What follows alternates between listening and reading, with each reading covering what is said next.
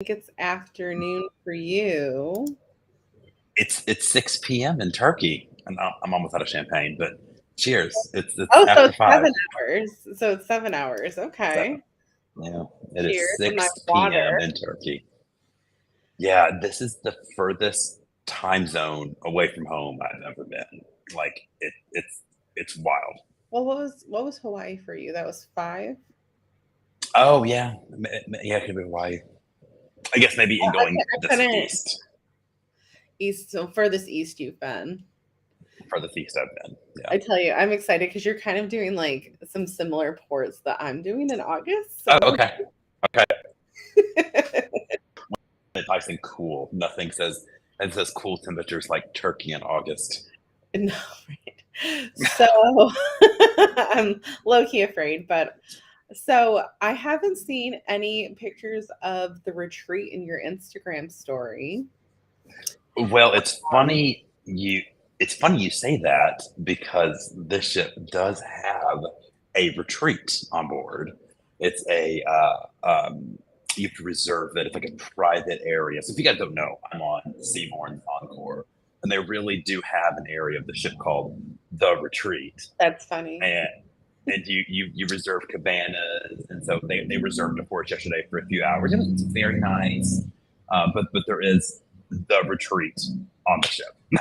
So how many people fit on this ship first off? 600 passengers total. Our sailing has 533. So what is, and if you don't know, just tell me. So what does that work out to? Because this is supposed to be a luxury line, and the staff to crew ratio is supposed to be very high on these ships. Do you know that, or would you take a guess? I might stumped him quickly. I'm just thinking I, back to when, little Haley was in college taking a cruise planning class and them talking about the different staff ratios based on. there's 330 crew members, so they're saying there's two passengers for every one crew member at most. That's a big deal. It is a big deal. It is a big deal. I mean, everywhere you go, and people know me, right? So I was just walking back to my room a few minutes ago, and an officer stopped me. I don't even know who she was, and she's like, "You're not going to the cocktail party at 6?" And I was like, "I'm going. I'll be a little late, but I'm coming." I don't even know who she is. Is it because of your behaviors, or was she being nice? No, no, we Like, this all guy's wearing these. always got a gin martini in hand. Why isn't he Oh, going to the cocktail party? no. So no, so we're all wearing like these green rubber like wristbands because there are like regular revenue passengers on this sailing. So Oh, okay. we're trying to kind of like do our own thing a little bit, so we're not like overrunning. But I did talk to the cruise director for a little while, and she was like, "You guys definitely have brought the median age down on the sailing." So unless there's somebody I haven't seen, I think I'm the youngest person on board. I think. See, I'm excited for us to have like this conversation next week when you have your full review because Yeah, yeah, I have some thoughts, and you guys don't get to see our private text message, but um we're kind of evaluating that definition of luxury. And we're going to be talking about yes. that next week, which I'm really excited for. I am very excited. So full review next week, kind of why I'm here, why I'm in Turkey, what happened.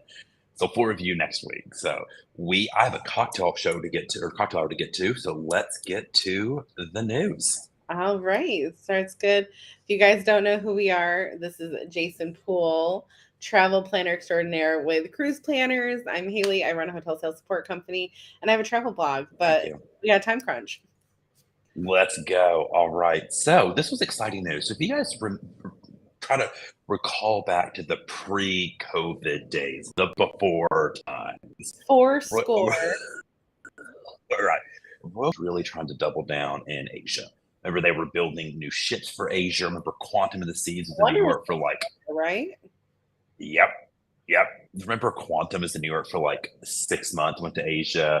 They were building Spectrum of the Seas, going right to Asia. And there was this push of Asia, Asia, Asia.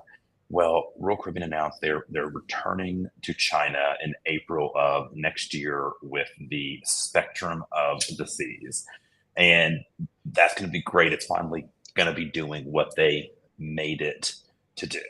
And Um, and frankly, it's such a good brand to have over there because I mean, I can't tell you the number of travel summits, seminars that I've participated in over my lifespan here in the travel industry, and the Asian market as a whole is very much they want to do that Instagram worthy, like the crown that our lovely guest was talking about, that skydiving, the walking, on the ropes course, that like that's the kind of stuff they're really interested in, that I adventure piece. agree.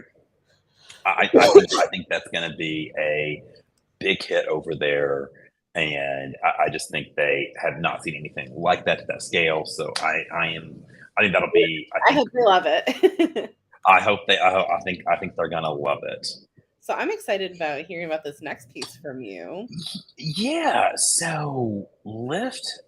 So if you're not an American, Lyft is kind of the Uber competitor in the United States and very much an underdog. Okay.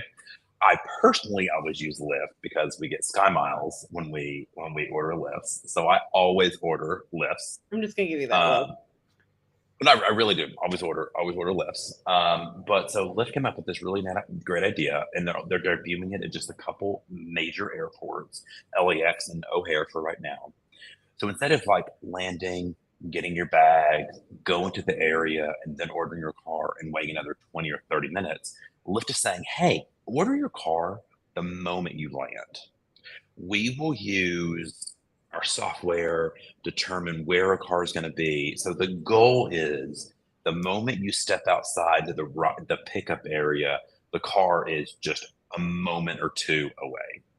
So trying to time it a little better, I think that is a great idea as It's a someone who, wonderful feature because as much as I will use Lyft if I'm doing rideshare because I like my Sky Miles perk, more often than not, I end up grabbing a taxi, like a curb taxi. Like I have the app on my sure, phone because I'm really impatient.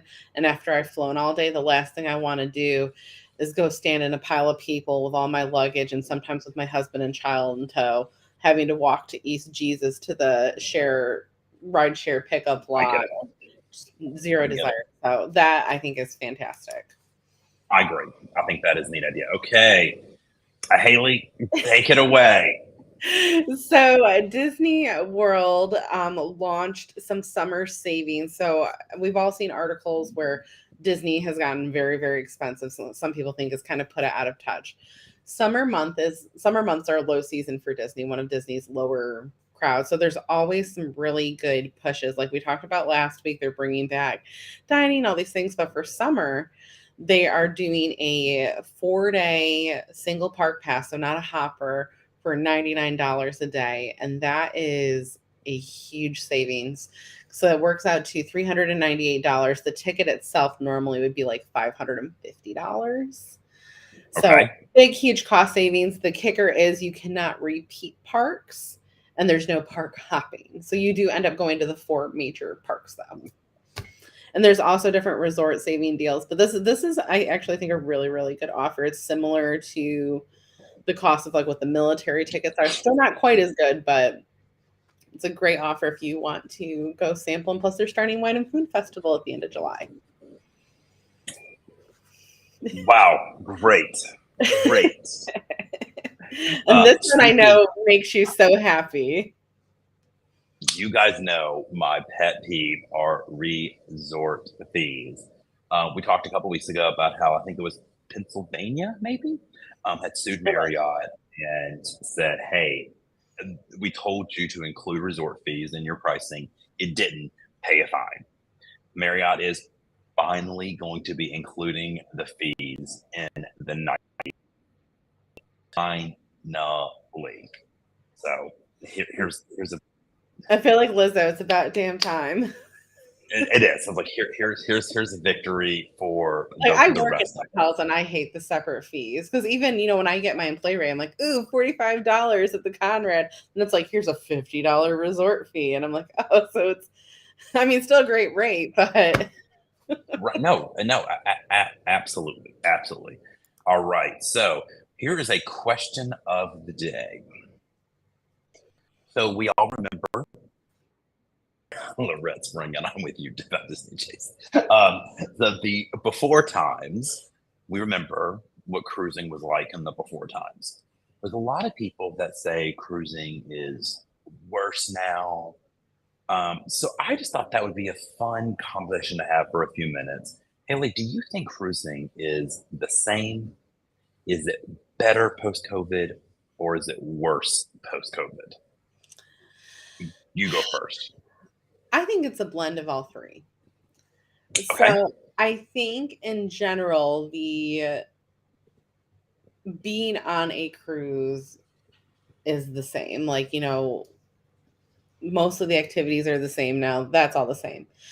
I do think some great things came out of it. Like, you notice a little less self service in the buffets, like that kind of attention to detail and the cleanliness. I think that is great. And I think some of the great things like the e muster that came out of it are great. I think that it's worse when it comes to staffing. Like, I think it's very evident that there are longer lines, and I've done a couple ships post COVID, different brands as you have. Um, and I think to a degree, especially in the mass market lines like Royal Caribbean, the staff look exhausted and tired. And maybe not as rainbow, sunshine, and butterflies, washy washy. Um, so I think it's a blend of that. And I see it in hotel world too. I mean, I've, really exhausted general managers that are working desk shifts very frequently. Your turn. I, I don't know what else to say because I agree with every word of what you said. But is that where you were going to come into this conversation with, though? Yeah, I was going to say, I think the e-musters are great. I think staffing has been a concern, but that's kind of everywhere in the service and travel industry. Um, I will say, in one area you didn't touch on, I think it's gotten better. I do think the cruise lines have done a renewed focus on unique itineraries and unique experiences. So we're seeing some of the lines, especially Norwegian's really good at this with like their new ship, even in the Med, not doing the cookie cutter 7 night Western, 7 night Eastern. They're doing like an 8 night Western and a 10 night Eastern, and then an 11 night Western with an overnighting. Okay, I can Then agree with that. so I kind of feel like they're doing, Norwegian's really good at this. Celebrity's gotten really good at this. Just doing some different itineraries, because life is all about new experiences. And I think COVID taught us we can't keep doing the same things over and over and over again. And so I would say, on a personal level, and I think I speak for you here, post COVID, it's not that you and I don't enjoy some Caribbean sailing. You loved your Apex sailing in the Caribbean and the retreat. Yeah. I had a great time on Scarlet Lady. I had a great time 10 Nights Edge earlier this year in the Caribbean. But you and I both very much are doing some different things. And Yeah, I think it's kind of like that push. It was the push that I yeah, feel like so needed. I think on a personal level, I think COVID has changed how I personally cruise to kind of see a larger worldview than, oh, we're in Cozumel again, which you guys know, We we love love it. no, We love it. but no, Well, guys, we are it's very sailing true. away. I had a Oh, sorry. I think you're cutting out a little bit, Jason. I had a conversation with somebody about that last night about how much we travel with Olivia, and I'm like, I want her to see the things and do all the things, experience it all, I agree. and have that So view. we are so we're sailing away. I'm losing cell service soon. So let's get to the But travel tip of the day. Guys, you have heard us talk about this over and over and over again. AAA is saying the summer is going to be one for the record book. We've heard it from AA, we've heard it from Delta. Like, it's supposed to be off the chart summer travel. So I was thinking, instead of just like warning people about summer travel, this could be a really great tip of the day. How do you better prepare yourself for the madness of summer travel? So, Haley, we'll kind of go back and forth. My first one, I'm going to say, is the travel advisor. You know what I'm going to say. You have to buy travel insurance. You have to. You just have to buy it. No questions. You got to buy it. I think it's the travel insurance, it's having your backups, like knowing, we've talked about this before, knowing different flight options. Maybe consider an extra day coming in early, just I to agree. be safe to where you're coming Look, from in the country. I'm going into Rome 3 days early, right? I mean, it's almost like two That days. that saved you a big chunk of money, though, Huge chunk of money. like Because thousands I of was dollars. looking thousands of dollars going in early. So I actually read an article today. I should have sent it to you. It was like best pizza places in Rome, and I was like, oh, I'm excited to kind of go try some of these. Just go on a little tour, make your own 3-day pizza tour through Rome. Oh God, I'll be But I'll, a I'll, lot of I'll be rolling out of Rome. But a lot of that is just the pre-planning. Get, your pre-check, you're clear. One of the things I did for my August trip, because Olivia's turning 13 in July, which means she no longer gets my pre-check auto. It's only 12 and under. Right. So Okay. I set her up. We have a connection in Detroit for like 6 hours. We'll layover. I scheduled her global entry interview in Detroit so that she has it There you go. now when she comes back Beautiful. to the States, so kind of plan that way. If there's not appointments available near you, look at one of your trips. You could do something like that. I've got clear so I You can can walk do it right on back through return. security. Easy peasy. Another thing I like to put out there too is if you're traveling internationally, first time going to Europe, kind of do your research, do your lay of the land. One of the things I do when I'm picking a hotel in Europe is I kind of look around for key things. I'm like, all right, what's around me for restaurants? And I kind of look at the ratings ahead of time. I also look and see where there's like a pharmacy and stuff ahead of Mm, time. I hmm always kind of do that lay of the That's land smart. before I get there.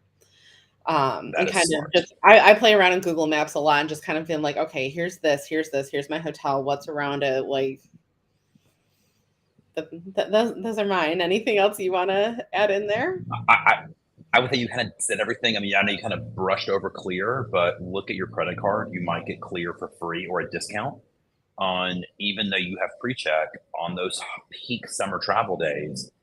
Every step Being further brought to the ahead of front the of the line. pre-check line is a game changer. And if you're a family, like I have a family, my Clear credit covered me, and Mhm. then it was $59 to add my husband, and then kids at 18 and under are free.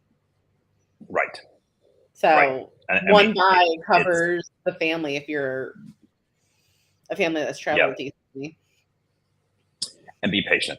And be patient. Yeah, be patient, especially with the people. It's not their fault if they're short staffed, and No, screaming at them no. um, is not going to help your Well, situation.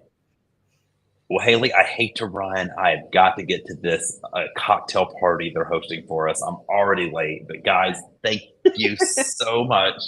It was a wonderful show, Haley. I'm sure I'll keep texting you and bugging you. And guys, next week, full review of Seaborn Encore, the ports. Almost all of them are new for me today. Turkey, spoiler alert. Oh my goodness, loved it. So, guys, Make sure you next week. follow Jason's journey on Instagram too. Jason Pool Travel on Instagram. Remember, that's pool with an E. Yeah, guy. With an E spelled right here. Guys, thank you so much, and we'll see you next